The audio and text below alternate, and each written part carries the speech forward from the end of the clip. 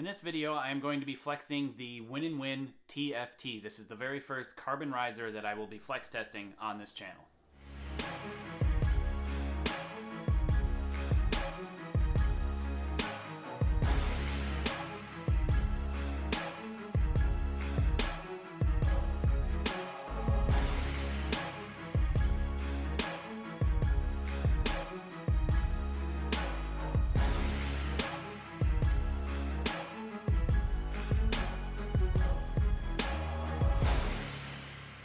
So if you haven't seen my previous videos explaining my methods and how I'm flex testing these risers and why, I will put a link in the description below plus a card at the top there.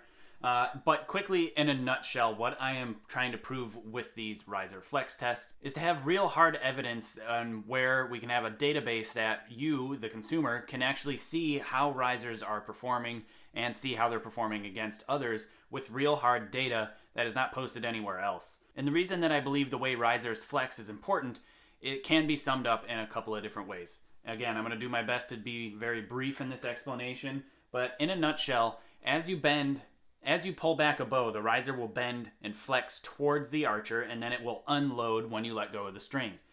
Yes, it does that consistently. However, I believe that if the risers are flexing unequal top and bottom or out of plane and the bow is actually twisting or bending as it is coming back towards the archer, that can cause consistency issues and ultimately forgiveness issues, especially for beginner archers.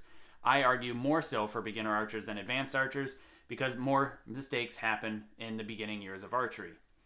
So I'm working to make a great resource as far as a database on different risers out there. I've already done 2 risers previous to this one. This is the first carbon riser that I will be flexing.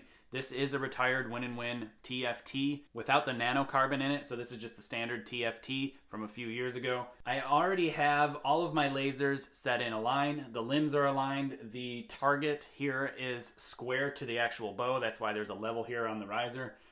Same limbs, same draw weight. We're going to measure it so you can see it on purpose.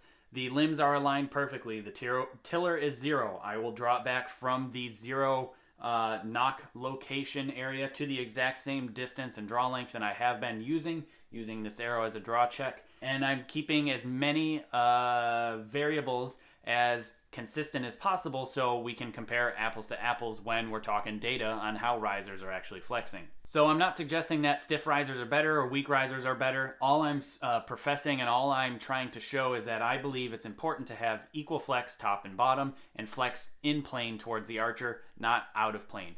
Out of plane will throw the arrows one direction consistently. So I argue that if you make a mistake biased towards that direction, the arrow will go further away from the center point of the target rather than when you make the same mistake in the opposite direction. That's what I'm trying to say, that I believe is actually happening with these risers and why I believe flex is important. Either way, it's just an exciting way to geek out in archery and get more into the gear and do a little bit more research and sharing and information instead of just saying, oh, that riser feels good, it looks pretty. You know, we're going to have some real hard data here, so that's kind of cool. I'm happy about it. All right, so all the basic parameters are set. I'm going to check the draw weight here really quick just so I can prove it to you. I've got my draw board here set up, my bow scale. I need to pull it back to full draw and then let it down and I can show you the bow weight. So I'll do that now.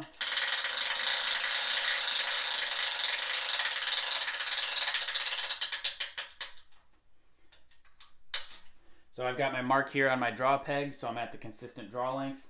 Turn my scale on, let it 0. I'll let it down.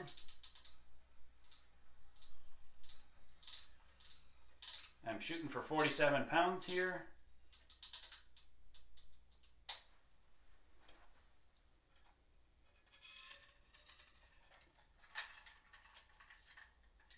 So what I've got is 47.18 pounds. So right at about 47 pounds. Close enough to 47. Level 0 down the bow. And I level the paper here. And I'm level here, level there. Good to go, so I can start the flex test. Before I do that, I need to 0 the lasers at brace height. Okay, so now I have all of the lasers aligned here. Top, middle, and bottom. The top 2 are mounted on the back side of the riser between the limb bolt and the dovetail system. Right in the center of the riser. Again, they're all in the same plane, so they won't have, a confusion here. The arrow one is just a bit redundant, just to make sure as I draw the bow back when I do that I don't accidentally lose my level. Because if that were to move, then definitely my laser's moved, and this just helps keep it a little cleaner. So now I will draw the bow back and get it to the correct draw length, and then I will mark it on the piece of paper and take it back inside to measure. Just triple checking to make sure everything's still on the origin point, and it is. This one's a touch off. Looks good now. Okay, so I'm going to draw it back.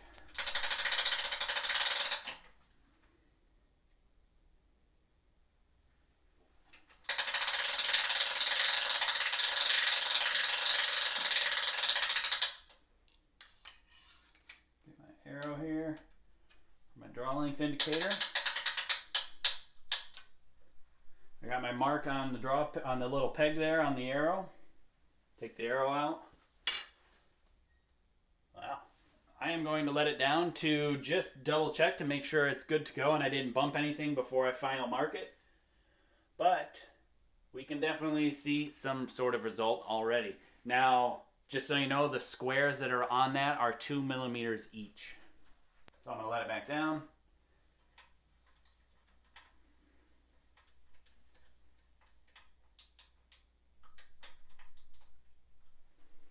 No, that's good. Everything's back to the origin. Draw it back again.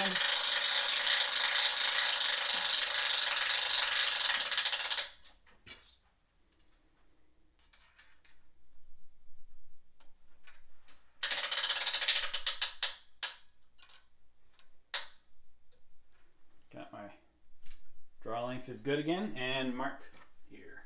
So I'm using a 0.07 lead mechanical pencil, and I'm going to make a mark. I do erase it in case I'm not in the exact center, so I'm going to work on that. The arrow is still at the origin, so we're good there. Alright, so if you look here, try to get the camera as close as I can. Dial down the temperature, or whatever it is. So if you look, the bottom, right on the mark, in the center of that, it kind of washes out, unfortunately. I really should get some sort of filter for the camera lens. But those dots are much smaller in person than they show to be on camera. And my pencil marks are pretty much exactly in the center of the actual laser dots. So I'm going to let this down. Before I take the target completely off, I need to measure from the diode to the target just so I can have a corrected distance measurement and deviation top and bottom. 91 centimeters on the top and 94 on the bottom. And so it is the Win&Win TFT. It's a 25 inch, and today's date. The X and Y of the arrow did not deviate at all as expected. It's just kind of a placeholder to make sure this doesn't get bumped again. The top pocket looks like it flexed just over 2 millimeters towards the archer. That's not actual pocket flex because of the parallax, because we're measuring from 90 centimeters away. It deviated 2 millimeters. So it moves a very, very small amount. But just working to make a resource so people can see if there's a big difference between risers. I will be working on getting some budget-minded risers as well as some older risers as well. As you can see, there is a beautiful Hoyt axis behind me here. That's going to be the next riser I'm going to be testing just for giggles. Why not? And then I'll be getting into some more current lineups and probably some formula stuff. I don't know which limbs I'm going to use as far as the formula stuff goes. I have some formula limbs on the way. I may just end up using one of the newer sets because I think I only have a set of F7s that have been strung for the last 8 years continually. So it's sitting over here as on display in my little window here. So I've got an HPX, and it looks like I've got some sort of it's a Prodigy. I think a Prodigy HP. They are both 27-inch risers, and I have some other Hoyts coming. I plan on doing lots of different risers, so I'm really just working on it, and it's going to take a little bit of time. But anyway, the top pocket deviated about 2 millimeters back towards the archer, and it moved to the left a tiny amount, maybe 1/4 of a millimeter or so. The bottom pocket, however, deviated down towards the archer. Looks like about 3.1 millimeters, give or take, and it actually deviated towards the right over a millimeter, maybe 1.5 or so. Again, kind of surprising because I wasn't sure how these carbon risers would compare to aluminum risers because I haven't flex tested one yet. But it is interesting to see, you know, at least some flex result. So I'll post pictures of this after I do my measurements and post data in the description below. If you're really looking for a riser in particular, if I can get my hands on one, please comment below which one you'd really like to see flexed.